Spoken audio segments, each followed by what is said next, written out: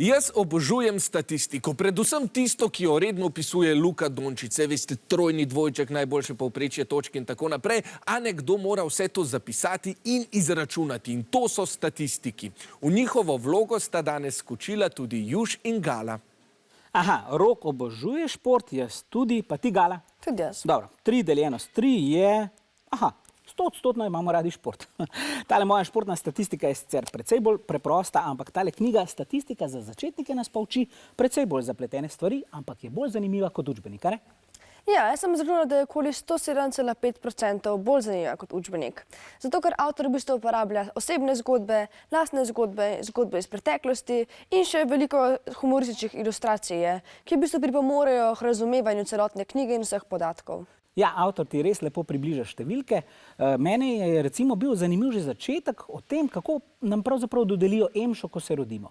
Katera uporaba statistike je pa tebe najbolj zanimala? Meni je najbolj všeč zgodba iz preteklosti, iz druge svetovne vojne, ko so analizirali letala, ki so prišla iz vojne. Analizirali so, da je najbolj zadetih bilo trup in krila. Zato so logično sklepali, da morajo tiste dele ojačati. Pa vendar je bilo to sklepanje zelo napačno.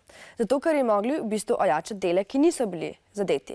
Zato, ker tiste letala, ki so bila takrat zadeta, se niso več vrnila domov. Ja, sploh niso prišla nazaj, ne? Ne. Avtor knjige Slavko Jerič se bo zdaj teleportiral med naju. Slavko, veliko proučujete statistiko, številke. Kateri podatek pa vas je v vaši karieri najbolj presenetil? Ja, res. V dolgi karieri, kar se ukvarjam s statistiko, sem srečal veliko zanimivih statističnih podatkov. Morda me je pa najbolj presenetil ta, da ko je teniška igralka Katarina Srebotnik prvič zaigrala v katerikoli članski kategoriji, je osvojila turnir, tako v kategoriji posameznic, kot v kategoriji ženskih in v kategoriji mešanih dvojic. Wow, zanimivo. Pa smo spet pri športu. Gala, kje pa ti v resničnem življenju uporabljaš statistiko? Ja, jaz bi rekla, da najbolj uporabljam, ko sem v bistvu sama doma, med tednom in analiziram podatke iz prejšnjega tedna, da vidim, koliko časa imam še, da lahko gledam televizijo, na skrito seveda, v četrtkih okoli pol ure, v sredah okoli 45 minut in dovolj, da lahko pogledam kaj dobrega. Dobro, pametna uporaba. Rok, jaz pa statistično predvidevam, da bodo tvoji tekmovalci imeli 25% možnosti, da pravilno odgovorijo na naslednje vprašanje. Ja, zelo dobro, potem pa predlagam, da se vprašanja kar lotimo.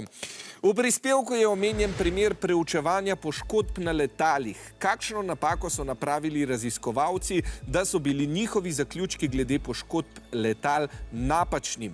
A. Preučevali so vsa letala, ki so jih poslali v boj. B. Preučevali so samo letala, ki so se vrnila v bazo. C. Preučevali so samo sestreljena letala. Ali D. Preučevali so samo letala, ki so se vrnila v bazo in so imela poškodbe.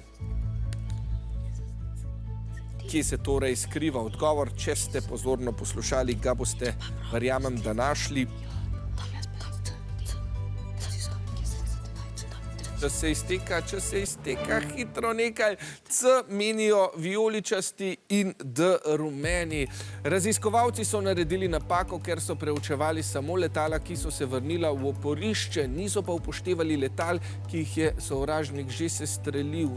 Pravilni odgovor je torej B. Točk ne bomo podelili, žal. Tako,